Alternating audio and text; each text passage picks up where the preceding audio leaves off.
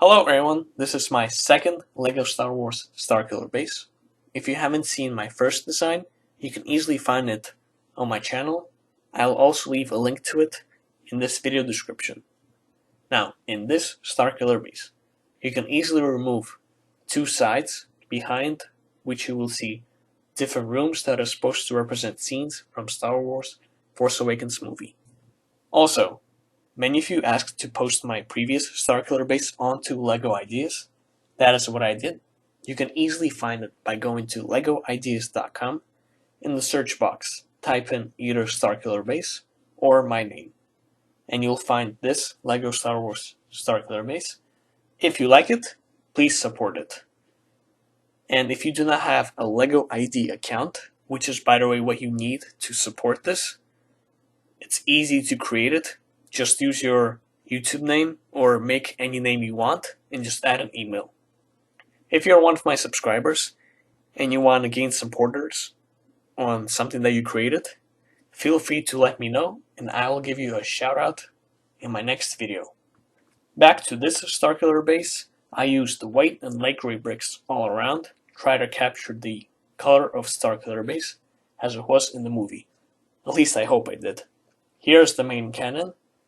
Once I removed two sides of this LEGO MOC, here are the rooms which you see. I will first go over this side, and on the top left we have a hangar with a First Order TIE Fighter, which by the way I'll move to the side so you can get a better look at the hangar. In the back we pretty much have fueling tanks and a control unit. Many of you like the LEGO First Order TIE Fighter, which I made in my previous Starkiller Base. That is why I used the exact same one in my second LEGO Starkiller Base.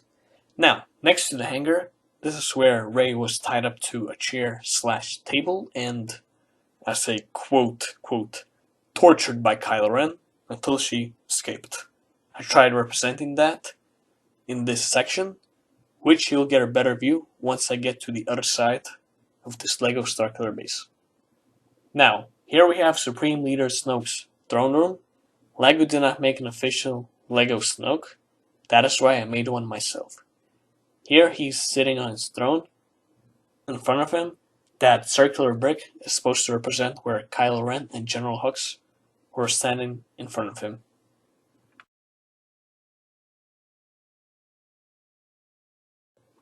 The next room is where Kylo Ren keeps the remains of Darth Vader's helmet and says, "I will finish what you started." To represent Darth Vader's helmet, I used this light gray slope brick and just straight doodled on top of it with Sharpie. Okay, I finished reviewing one side of this LEGO Starkiller Base. Here's the other side, and I will begin with the top. Here, Finn and Han Solo are forcing Captain Phasma to lower down the shields so Resistance fighters can enter Starkiller Base's atmosphere. Now, as you remember at the end, Finn is asking Han Solo, "What should we do for?" And Han Solo's like, "Is there a trash compactor?" Well, of course there is. I even made one right next to that room. Just walk around the corner.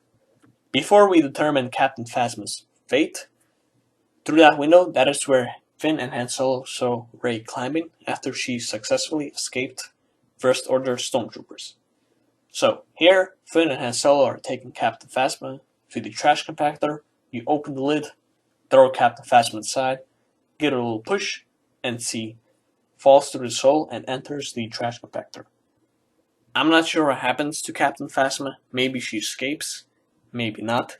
But this is a trash compactor, so the walls get narrower and narrower, so it might be pretty difficult to escape from this situation.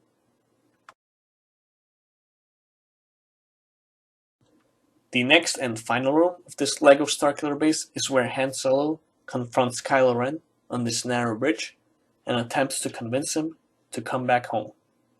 And we all know what happens afterwards.